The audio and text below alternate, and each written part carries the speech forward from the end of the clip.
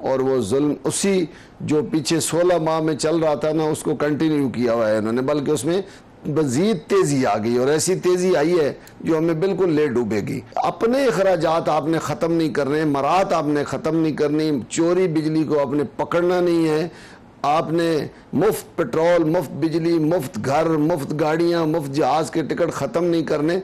क्या ज़रूरत थी हमें ये मोटरवे बनाने की, क्या ज़रूरत थी हमें इस तरह के अखराजात करने की कि आज हम इस दलदल में फंस गए हैं, ऐसी दलदल में कि हमको चाहिए था, हमें बेशक वो क्या कहते हैं ना पंजाबी में, ठुड्डे लगते, साइकिलों पे हम होते, टांगे पे होते तो बेहतर था, आज हम पे कर्जों का बोझ ना होता। बलोच साहब ये फरमाइएगा, ताजरों का यहाँ पर मुतालबा है इजाफे वापस लिए जाएं, जबकि हुकूमत ये कहती है कि हम कुछ कर ही नहीं सकते, हमारे हाथ बंधे हुए हैं, आलमी मुआहदे हैं, महंगाई हो गई है, मुल्क की मुआशी सूरत हाल ऐसी है, तो हम करें तो क्या करें?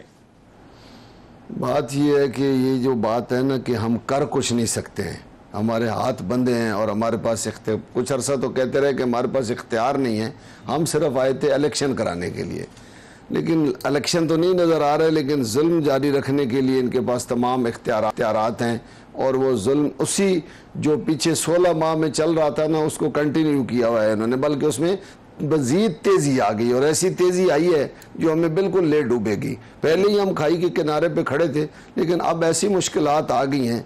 बात यह है कि आप ऐसा क्यों करते जा रहे हैं? खुदा के लिए यार इस मुल्क पर रहम करें। अपने अखराजात आपने ख़त्म नहीं करने, मराहत आपने ख़त्म नहीं करनी, चोरी बिजली को आपने पकड़ना नहीं है, आपने मुफ्त पेट्रोल, मुफ्त बिजली, मुफ्त घर, मुफ्त गाड़ियाँ, मुफ्त जहाज़ के टिकट ख़त्म नहीं करने। आमदन इस मुल्क की है कोई नहीं है, जब आमदन नहीं है तो अखराजात ज़्यादा होंगे, 23-24% पे आप कर्जा लेके मुल्क चला रहे हैं। क्या ज़रूरत थी हमें ये मोटरवे बनाने की, क्या ज़रूरत थी हमें इस तरह के अखराजात करने की कि आज हम इस दलदल में फंस गए हैं, ऐसी दलदल में कि हमको चाहिए था, हमें बेशक वो क्या कहते हैं ना पंजाबी में, ठुड्डे लगते, साइकिलों पे हम होते, टांगे पे होते तो बेहतर था, आज हम पे कर्जों का बोझ ना होता। लेकिन हम अंदर से दिल से तो खुशहाल होते ना, बेशक हम ये मुश्किलात में गधे पे चढ़ के चले जाते, घोड़े पे चढ़ के चले जाते, ऊंट पे चढ़ के चले जाते, हमें जरूरत नहीं थी इन बड़ी बड़ी सड़कों की अगर ये कर्जों से बन रही थी। ठीक है, लेकिन आप फिर आगे क्या लाहेमल होगा ताजरों का, ताजर तंजीमों का, आप लोगों का? ये सूरत हाल ऐसे रहती है तो क्या हड़तालें और ये एहतजाज इसी तरह से जो है वो होते रहेंगे? हमने 29 अगस्त को पूरे मुल्क में एहतजाज किया, फिर 31 अगस्त को हमने पूरे मुल्क में शटर डाउन किया। आज अमीर जमात इस्लामी की तरफ से कॉल थी, लेकिन एक बात मैं ज़रूर कहूँगा कि सियासी जमातें जो है ना हड़ताल की कॉल देती हैं और ना होती है। मतलब उस तरह की हड़ताल नहीं हुई है, कई जगह पे हुई है, लेकिन आपके सामने पिंडी इस्लामाबाद खुला रहा। अच्छा। कहीं पे इन्होंने ज़बरदस्ती भी दुकानें, पेशावर में ज़ख्मी हुए हैं ताजर, मतलब इन्होंने डराया है लोगों के, दो दुकानें बंद कर दें। इधर बाराकऊ में हुआ है कि सिमली डैम रोड पे उन्होंने ज़बरदस्ती दुकानें बंद। अमीर जमात इस्लामी को जो ज़ख्मी हुए हैं वहाँ जाके माफ़ी मांगनी चाहिए कि अगर ये एक सियासी जमात है तो उसका ये काम नहीं है कि लोग दुकानदारों को ज़बरदस्ती दुकानें बंद कराने में ज़ख्मी कर दें और अपनी हड़ताल कामयाब कराने के लिए इस तरह के काम करें। लोग देखिए, लोग इस वक्त मरे पड़े हैं, कोई हड़ताल कर रहा है या नहीं कर रहा है, वो मुश्किल में, उसको मजीद मुश्किल में आप ना डालें। तो ताजरों का आगे का लाहेमल जो है वो क्या है, क्या करेंगे? क्योंकि हुकूमत कहती है हमने IMF से दरखास्त कर दी, अब जो IMF कहेगा, जिस तरह से IMF जो है वो उनकी तरफ से अगर कोई जवाब आता है तो फिर ही हम कुछ कर सकेंगे। देखिए बात यह है कि अगला हमारा जो लाहेमल है ना, मैंने तो जो सोचा है और दोस्तों से मुशावरत की है कि हम वज़ीर आज़म साहब के हाउस का घेराव करेंगे। अच्छा। इसके अलावा हमारे पास देखें, अगर हमने तहरीक इंसाफ की हुकूमत में उनके वज़ीर आज़म हाउस का घेराव किया है तो ये भी कोई मुश्किल काम नहीं है। आपको याद होगा ये जो 16 माह की हुकूमत है, इन्होंने भी आते साथ 3,000 से 20,000 तक फिक्स टैक्स लगा दिया था बिजली के बिलों में, वो भी हमने एहतजाज करके ख़त्म कराया था।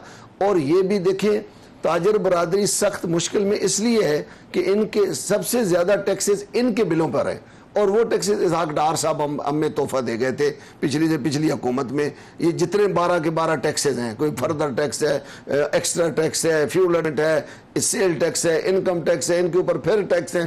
तो 10 यूनिट का बिल 9,500 रुपए का है। देखिए हुकूमत कहना है जो है वो, और ये जो मौशी माहिरीन है उनका भी कहना है कि एफबीआर टैक्स इकट्ठा नहीं कर पाता, तो ले दे कि हमारे मुल्क के पास ऑप्शन यही है कि या फिर पेट्रोल के जरिए जो है वो इकट्ठा कर लिया जाए, या बिजली का बिल है या गैस का बिल है जो कि लोगों ने देने ही देने हैं।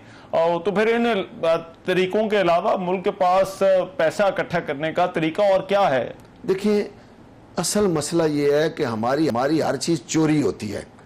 जहां बिजली चोरी होती है वहां टैक्स भी चोरी होता है। आपके सामने है कि हर वजीर आजम ने कहा है कि एफबीआर 10 अरब रुपया जो है वो उधर ही लोगों की जेबों में चला जाता है। आज हमारे ये जो जहाँ पे हमारे पोटे हैं वहाँ पे क्या हो रहा है, कस्टमर आजकल यकीन करें हमें हैरानगी हो रही है जितनी स्मगलिंग हो रही है, और उस स्मगलिंग के पैसे किसकी जेब में जा रहे हैं? हमें टैक्स इकट्ठा करना आता ही नहीं है, क्योंकि हमने अपनी जेबें भरनी होती हैं। इसलिए एफबीआर हमारा नाकाम, हमारा हर इदारा 5-5, 600 अरब रुपए के खसारे में इसलिए है कि लोग जेबें भर के घर ले जाते हैं, इस मुल्क को नहीं संवारने की बात करते। खुदा अब तो ऐसा हो जाए कि हम ईमानदारी से कहें कि आज के बाद हमने हराम की कोई चीज घर नहीं ले जानी, हमने चोरी नहीं करना, तो ये दिनों में ठीक हो सकता है। लेकिन आपके ख्याल में कोई इमीडिएट तरीका है कोई लेने का, जो है वो बिजली के बिलों का मामला हो या पेट्रोल का मामला हो, इसका हल क्या है? अब देखिए ना, आपके ताजिर क्या समझते हैं कि इसको, इस मामले को किस तरह से जो है वो हल किया जा सकता है? देखिए, मैं ये कहता हूं कि आपके पास ये जितनी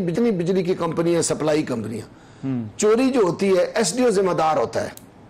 आप एसडीओ पे डालें कि इधर जितनी चोरी होगी उसके पैसे आपसे लिए जाएंगे, तो ये नहीं होगा। कोई पूछने वाला नहीं, उसने भी आगे पहुंचाने होंगे, पूछने वाला कोई नहीं है, कोई एहतसाब का अमल नहीं। हमने नैब बनाया हुआ है, एवं सियासतदानों को कभी जब जिसको दिल हुआ। असल में एहतसाब हर दफ्तर के अंदर होना चाहिए, और उस दफ्तर के अंदर ही टीम हो जो अपना एहतसाब करे, जिस तरह कुछ इदारों में होता है। हमने ऐसा नहीं करना। देखिए, हम चाइना की भी मिसाल देते हैं, हम सिंगापुर की भी देते हैं, हम और अच्छे ऐसे मुल्क जहाँ कानून है। सऊदी अरब में 1% भी जुर्म की रेशो नहीं है। और भाई ये ला इलाहा इल्लल्लाह मोहम्मद रसूलुल्लाह के नाम से बनने वाला जो मुल्क है, उसमें ऐसा क्यों हो रहा है? उसमें ऐसा कानून क्यों नहीं है कि चोर को गर्दन में गोली मारो? 350 से भी ज्यादा वजीरों को चाइना ने गोली मार दी है। क्यों मार दी है? आज वो तरक्की कर गए हैं। 2 फैसले किए उन्होंने, सर सॉरी, 2 फैसले किए हैं। एक फैसला उन्होंने किया है कि हमने चोरी के पैसे घर नहीं ले जाने, काम करना है। मियां बीवी ने तस्वीर भी बनानी है, टोपी भी बनानी है, सब कुछ बनाना है। दूसरा उन्होंने कानून बनाया कि जो करप्शन करेगा उसकी गर्दन में जो गोली मारी जाएगी, उस गोली के पैसे भी उस खानदान से लिए जाएंगे। अगर हम ऐसा काम कर लें तो हम कामयाब हो सकते हैं। लेकिन मुझे अब ये बताइए, क्या इस मामले पर ये जो हड़ताल वाला मामला है, ये कारोबार बंद होने वाला, गहराव वाला, जो ताजर करना चाह रहे हैं, जो आगे आप कर सकते हैं, इस पर किसी से कोई राब्ता है, कोई बातचीत हो रही है, कोई तसल्ली दी गई है ताजरों को? ना ना ना ना, कोई बात करने, असल में ये सियासी लोग ही नहीं है जिनको बिठाया गया है। इनको सूझबूझ नहीं है कि लोगों से बात करनी है या नहीं करनी। ये बस एक बात करके जान, 2 बातें करके जान छुड़ा लेते हैं कि हम निगरान हैं, हमने इलेक्शन कराने, इलेक्शन होने कोई नहीं है, ना इन्होंने कराने हैं। और दूसरा, IMF मानता नहीं है। हमने IMF से कह दिया, ओ भाई लोगों से मिलकर बैठो, लोगों से बात करो, कुछ तो मुतमईन करो। ऐसा नहीं होगा। आप ये तो ऐलान कर दें कि हम जितने जो निगरान आए हैं इन सब के वसाइल है, ये नमूना पेश करें कि हम रोटी घर की खाएंगे, हम अपनी गाड़ी इस्तेमाल करेंगे, हम सादा कपड़े पहनेंगे। हमें कुछ तो नजर आए कि हमारे हुक्मरान जो कुछ जो पीछे 100 वजीरों मशीरों की फौज रही है, उनकी मरात, उनकी तनख्वाहें हमें ले डूबी है। ये तो कोई नमूना पेश कर दें कि हम ऐसा नहीं करें। ठीक है अजमल बलोच साहब, बहुत शुक्रिया। आपके वक्त का सदर अंजुमन ताजरान पाकिस्तान बात कर रहे थे। अभी एक ब्रेक लेते हैं, ब्रेक के बाद वापस आते हैं तो कुछ